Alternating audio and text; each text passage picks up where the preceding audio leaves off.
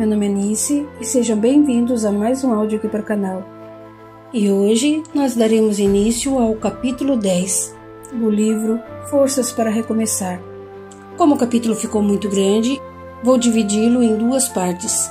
Hoje nós teremos a primeira, certo? Peço que você deixe seu apoio ao canal, é sempre muito importante para mim, ok? Se você quiser me apoiar de alguma outra forma também, você pode se tornar um membro do canal, clicar no botãozinho Valeu e dar uma olhadinha no box de descrição. Também tem o QR Code da tela, certo? Então, dados os recados, vamos para o capítulo 10. Sérgio revela o assédio de sua irmã. O tempo passou. E Sérgio conversava com seu melhor amigo e sócio no final do dia. Estou tão cansado, murmurou ele, que raramente reclamava. Consequência de 2 serviços, comentou João, sentando-se frente ao colega. Não é o momento de sair da polícia? Desde quando o conheci, esse sempre foi o seu desejo. Você tem uma mãezona que o apoia e condições que eu não tenho, meu amigo. Aliás, deixe-me contar. Animou-se um pouco. Estou alugando uma casa e vou querer a sua ajuda para algumas reformas. Não dá para viver como meus pais. Nem preciso entrar em detalhes. Você já conhece o drama. Sorriu. A casa está maltratada, mas nada que não tenha conserto. Gostei da sua decisão. Conte comigo. Está na hora de se livrar do que o mantém cativo e empreender sua própria jornada. Concordou João com tranquilidade. Todo aquele que se previne de riscos danosos busca o domínio de si mesmo e empreende uma jornada nova. Já é um herói. Sérgio sorriu, acomodou-se melhor em sua cadeira e falou em tom irônico, porém verdadeiro. Sentia necessidade de ser ouvido e viu naquele momento uma oportunidade. Já que o Dr. João se dispõe a ser meu terapeuta, vamos lá, exclamou brincando. Depois comentou. Quando eu deixar a casa dos meus pais para minha família, principalmente para minha mãe, vai parecer que eu quero buscar a perfeição, transformando-se em outra pessoa para me exibir. Mas não é o caso. Estou honrando e valorizando o que realmente é verdadeiro em meu ser, e isso não é errado. O ambiente lá chegou a um ponto insuportável para mim. Essa opção da mudança é uma recompensa por todos os esforços que despendi. Quero paz. E o que a Débora diz? Ela me apoia totalmente. Acredita que não devemos aceitar as situações tais como são, mas sim procurarmos descobrir o que podemos fazer para melhorar. Haja vista que ela saiu da casa dos pais. Sabe, João, a vida tem um significado e nós temos de ficar atentos aos chamamentos para que o rejeitamos ou evitamos na nossa jornada. Se desprezarmos os chamados, entramos em desequilíbrio com o nosso ser. Continuando a morar com meus pais, sabendo que posso ser independente, estarei ignorando e reprimindo o meu potencial, deixando de atuar plenamente no que quero e gosto de fazer.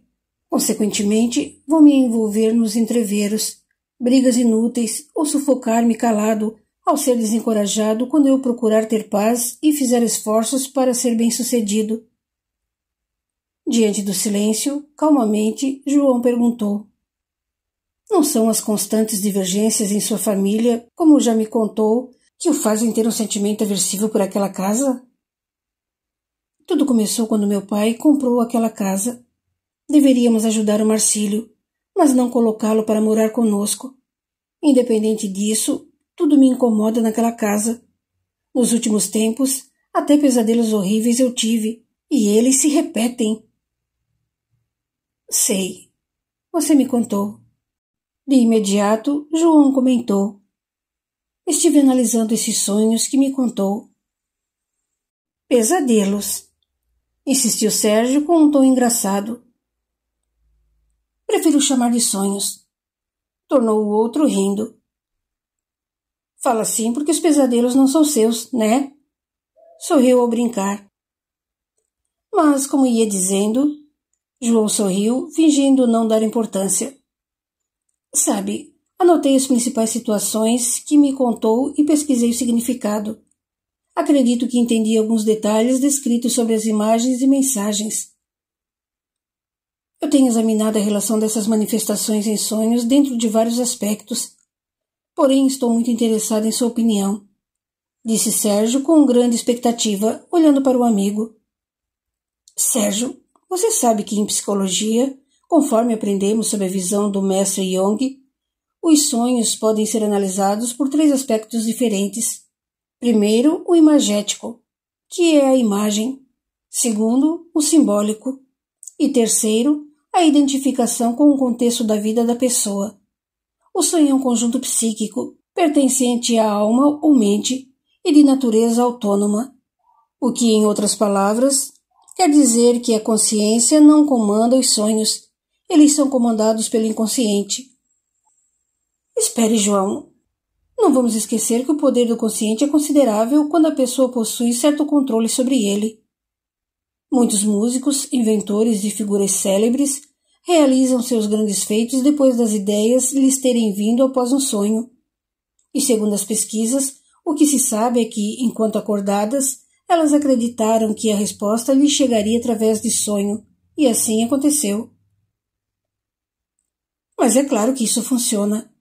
Eis a prova do poder benéfico das orações, preces e bons pensamentos antes de dormir, ou a qualquer hora do dia. Porém, meu amigo, aqui estamos falando sobre os sonhos involuntários, aqueles que você não quer ter, certo? Sorriu ao questionar. Sérgio riu de si mesmo, depois pediu. Então continua, mas sem recordar as aulas. Quero ouvir a sua opinião. Não posso chegar ao final da conclusão sem antes fazê-lo pensar e analisar junto comigo o que é certo ou errado. Por isso, vai me ouvir sim. Brincou o colega. Vamos lá, Dr. Sérgio. O senhor sabe que o sonho é uma expressão psíquica, ou seja, uma expressão pertencente à alma, à mente, e com uma racionalidade própria ou raciocínio próprio, mas diferente da instituída na consciência.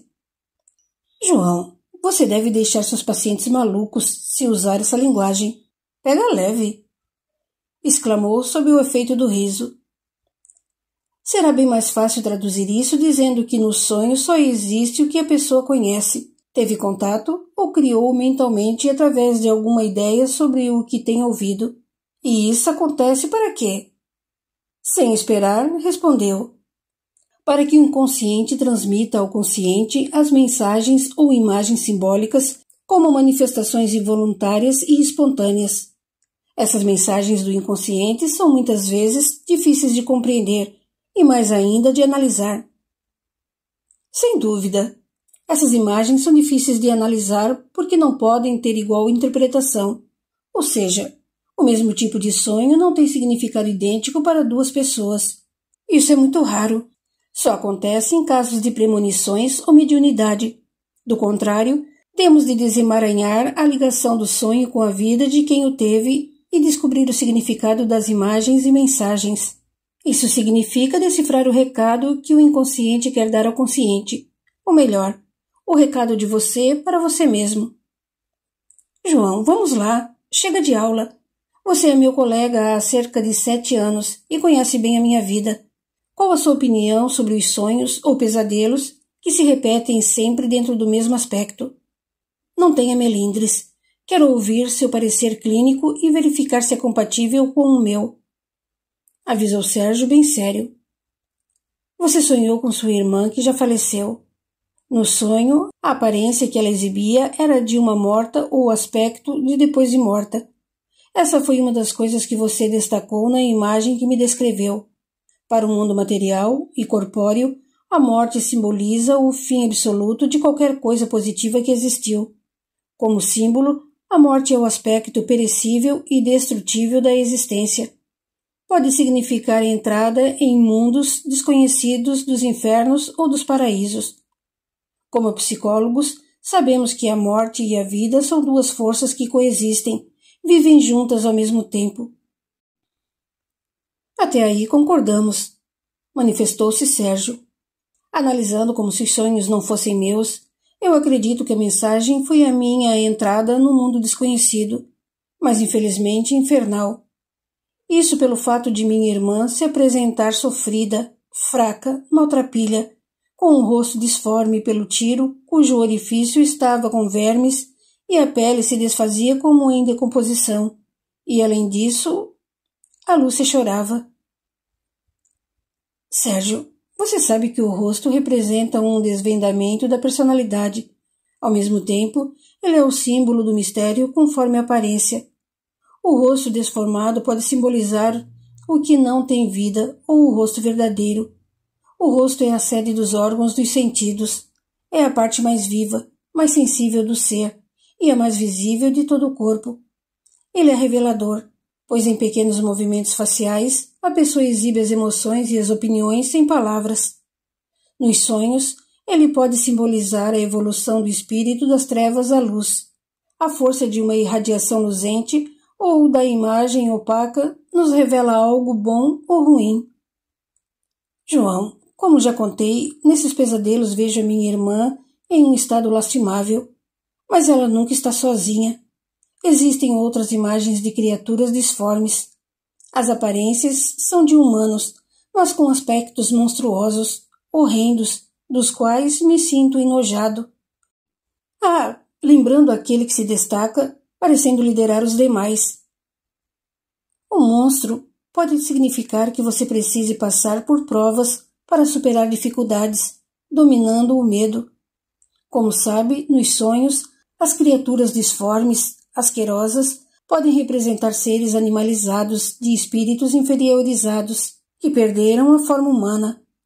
Assim sendo, são espíritos com tendências vis, malévolas. Tanto é que você se assusta ao despertar ou sente como se não tivesse dormido. Ao acordar indisposto, sem ânimo, sentindo suas energias sugadas, é como se tivesse doado energias para esses seres monstruosos. Isso faz com que eles continuem existindo e ganhando forças, pois esse homem monstruoso, que se destaca cada vez mais, alimenta-se de seu medo e se revitaliza a cada momento através de você. João parou por instantes, observando atentamente Sérgio, que não demonstrava qualquer reação. Após algum tempo, o amigo pediu. Vai, João, continue, por favor. Devo admitir que não seja fácil dar uma opinião a um colega, principalmente em um caso como esse. Posso garantir que até agora o seu parecer coincidiu exatamente com o meu. Creio que chegaremos a um ponto culminante, e é aí que eu gostaria de saber o que você pôde concluir. Com semblante sério, pediu de modo profissional e educado. Por favor, prossiga. Bem, em minha opinião, o homem monstruoso e horrendo que o agride moralmente, ofende, quer amedrontá-lo, desafia-o e deseja sua morte ou seu mal. Pode simbolizar a necessidade de matar o homem velho para que renasça um homem novo em você. Em civilizações antigas, a imagem de monstros devoradores eram símbolos da necessidade de renovação. Veja, o mundo desse homem monstruoso dos seus sonhos não é o mundo exterior, mas o mundo da psique, da alma, do espírito, da mente. Lembre-se de que, na Bíblia, vemos que o monstro tem o simbolismo de uma força irracional. Eles possuem características disformes, tenebrosas, desordenadas. Isso lemos em Ezequiel e Jonas. E vamos recordar que Jonas foi engolido pelo monstro marinho, ou um grande peixe, como lemos em outros textos, mas ele saiu de seu ventre profundamente modificado. Sérgio continuou com tranquilidade. Os seus pesadelos, com criaturas monstruosas e disformes, podem significar a sua renovação, evolução, se vencer suas dificuldades e o passar pela escuridão antes de chegar à luz. É enfrentar a tempestade antes que venha a calmaria. João, você falou em medo e que esses seres monstruosos se revitalizam ou ganham forças com o meu medo. É lógico que fico em grande expectativa com tantas mudanças acontecendo em minha vida, mas não tenho medo algum.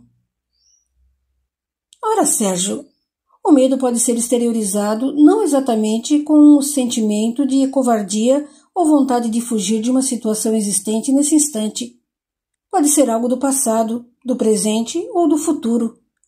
Lembre-se de que estamos falando de um recado simbólico de você para você mesmo, através do sonho. Eu te conheço. Sei que não tem medo de desafios e os enfrenta com facilidade, programando sua vida. Mas vamos lembrar que você tem medo de brigas e conflitos familiares e quer sair da casa de seus pais para fugir disso. Então experimenta sentimentos de angústia e grande conflito por essas divergências. Lógico, não quero brigar.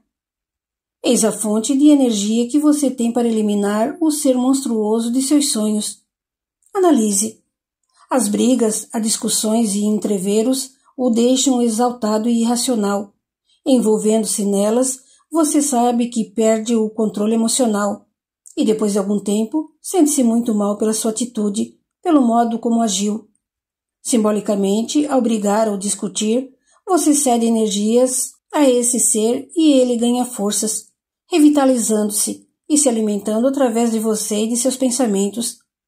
Esse monstro é a sua sombra, o seu lado sombrio. Espere um pouco. Você está falando do ser monstruoso no sentido simbólico ou de um espírito na definição exata da palavra? Isso é você quem precisará descobrir. Afinal, o sonho é seu. Riu João. Em seguida explicou. Meu caro, sou espírita e, sendo assim, acredito em sonhos simbólicos e sonhos espirituais. Independente de ser simbólico ou espiritual, quando temos qualquer sonho desagradável ou acordamos nos sentindo desanimados, devemos mudar nosso padrão de pensamento para melhor, pois isso significa um recado no nosso inconsciente. Essa mudança comportamental é fazer nascer o homem novo. Chegamos onde eu queria, João. Sei que você é espírita. Já li muitos artigos e livros espíritas, principalmente a título de estudos complementares, pois não encontramos explicações dentro da psicologia analítica ou da psicanálise para muitas coisas.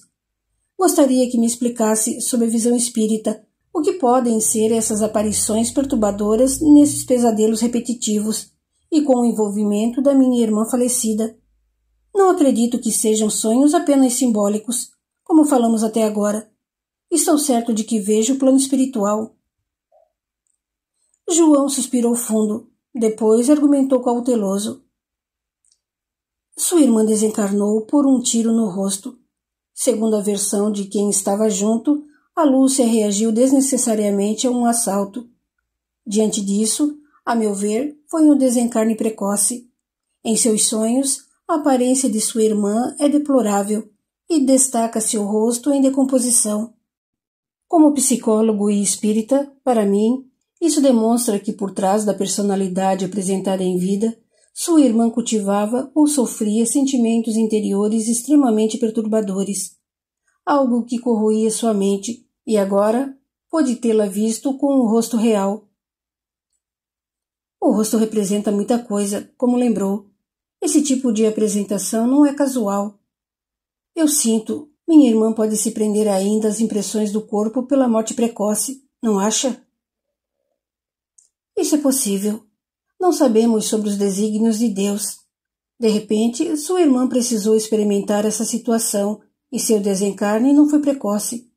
Os motivos desse tipo de apresentação podem ser vários. Até outro espírito pode se apresentar como a Lúcia, parecendo em estado lamentável para inquietá-lo e perturbá-lo através do sonho.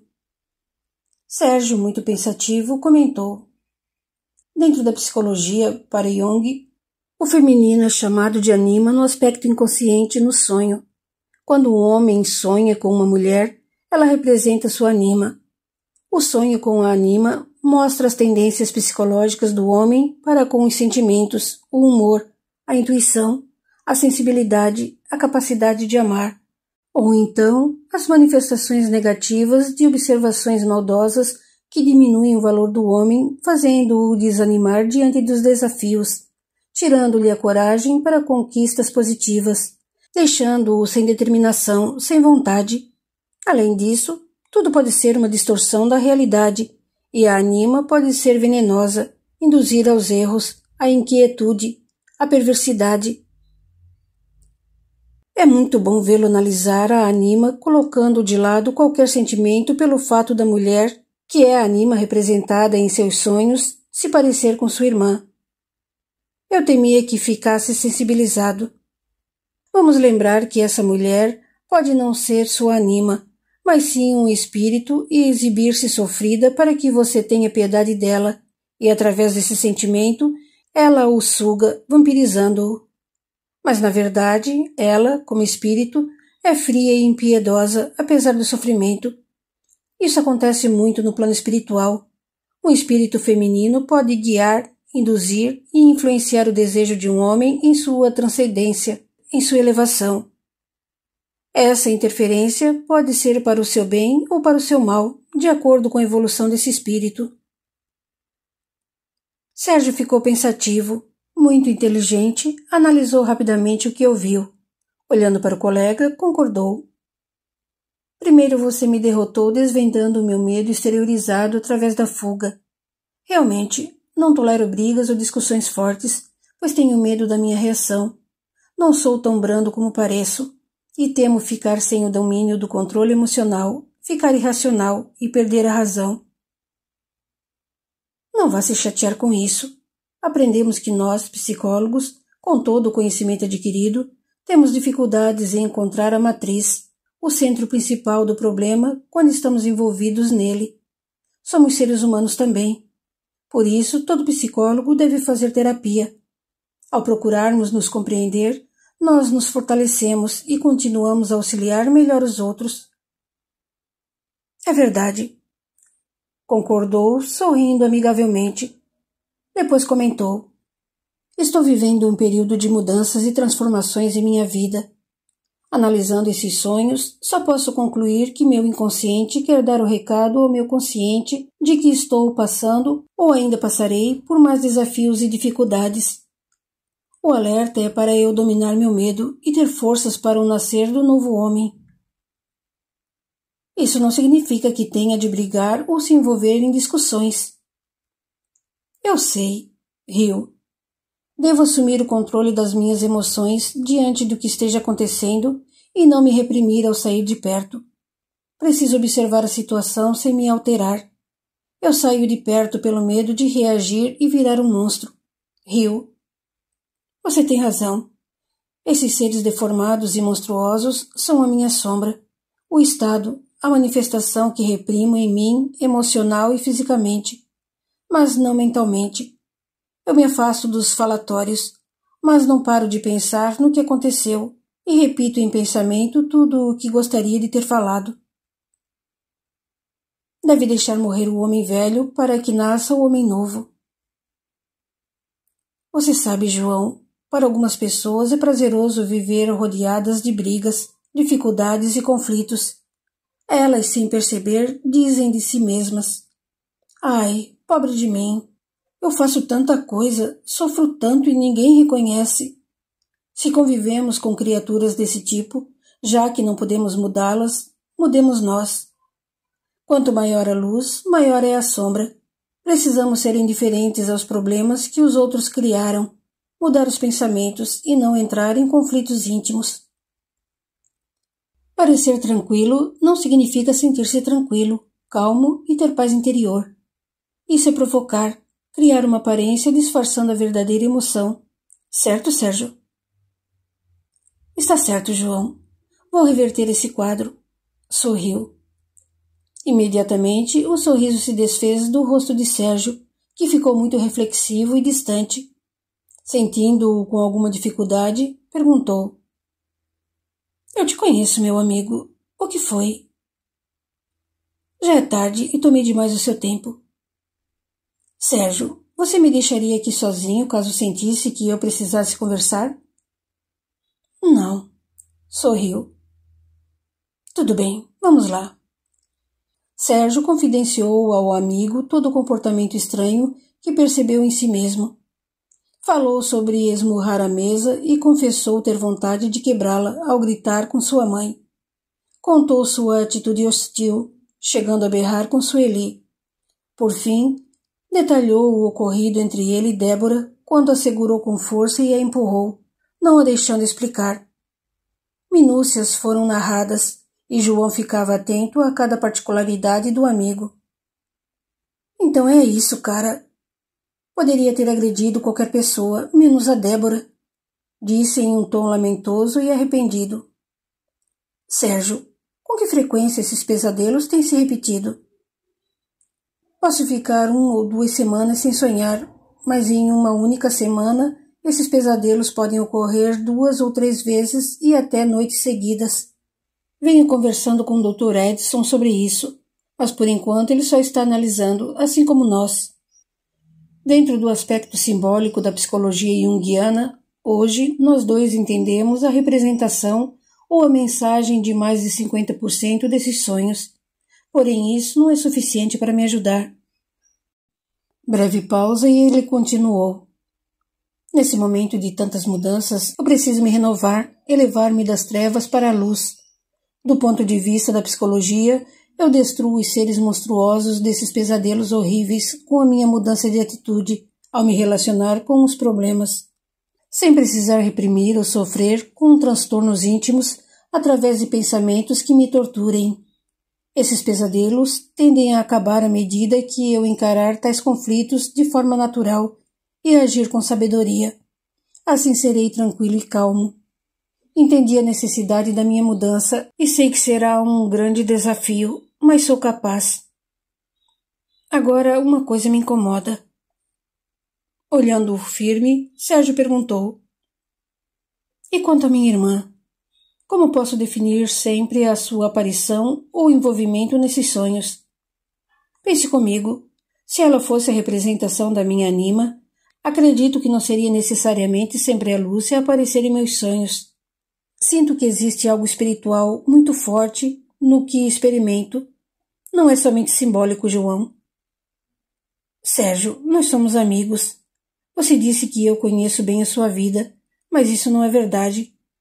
Para eu começar a analisar, preciso de mais informações. Observando-o, comentou cauteloso. Lembro-me de que, pouco antes da Lúcia falecer, vocês haviam brigado ou discutido. Nunca falamos sobre a divergência que tiveram. Respeitei seu desejo de silêncio, mas acompanhei seu desespero quando soube do acontecido.